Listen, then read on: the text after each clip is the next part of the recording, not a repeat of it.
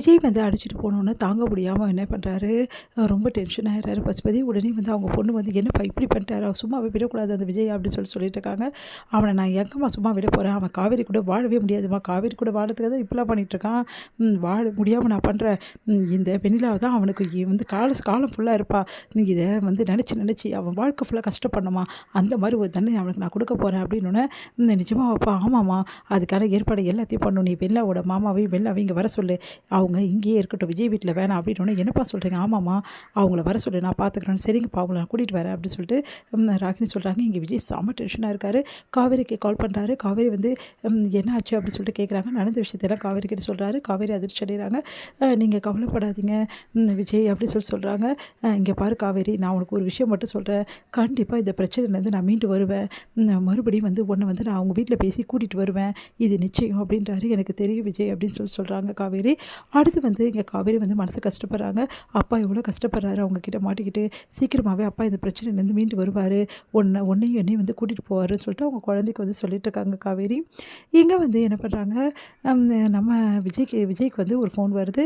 இந்த மாதிரி வந்து இங்கே பாருங்கள் தம்பி, நாங்கள் ஊருக்கு போகிறோம் நானும் வெண்ணிலாவும், அதனால் கடைசியாக வெண்ணிலா உங்ககிட்ட கொஞ்சம் பேசணும்னு சொல்கிறா, நீங்கள் வர முடியுமான்னு சொல்லிட்டு அவங்க மாமா கேட்குறாரு.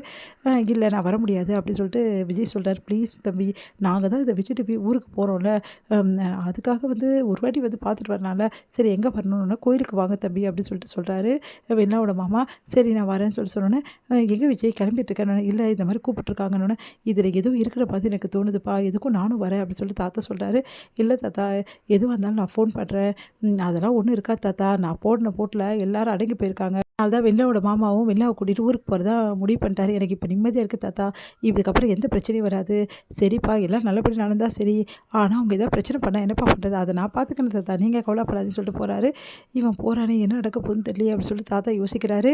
இங்கே வந்து விஜய் என்ன பண்ணுறாரு, நேராக கோயிலுக்கு போகிறாரு. கோயிலுக்கு போனோன்னே இங்கே வந்து எல்லாருமே வந்து இருக்காங்க. பார்த்தா வெண்ணிலாவோட வந்து அவங்க மாமா வெண்ணிலா வந்து அவ்வளோ அழகாக வந்து கல்யாணம் பொண்ணு மாதிரி அலங்கரிச்சுட்டு இருக்காங்க. எல்லாருமே வந்து ஏற்பாடு பண்ணிட்டு எல்லாருமே இருக்காங்க. அதெல்லாம் பார்த்து வச்சு குழப்பம் அடைகிறாரு. இங்கே என்ன பசுபதி அவங்க கேங்கே மொத்தமும் இங்கே இருக்கே, அப்போ ஏதோ பிளான் போட்டு தான் நம்மளை வர வச்சுருக்காங்க அப்படின்னு சொல்லிட்டு விஜய் வந்து முடிவுக்கு வராரு. அடுத்து வந்து விஜய் வந்தோடனே தோ மாப்பிள்ளையே வந்துட்டாரு, மாப்பிள்ளை மணவரில் வந்து உட்காருங்க அப்படின்னு சொல்கிறாரு. அதை கேட்டு செமையாக டென்ஷன் ஆகிறாரு. உடனே வந்து யாரை கேட்டு இது ஏற்பாடுலாம் பண்ணீங்க அப்படின்னு சொன்னேன்னே, யாரை கேட்கணும், எல்லாம் நான் தான் ஏற்பாடு பண்ணேன் அப்படின்னு சொல்லிட்டு பசுபதி வந்து சொல்கிறாரு. அதை கேட்டு அதிர்ச்சி அடைகிறார் விஜய்.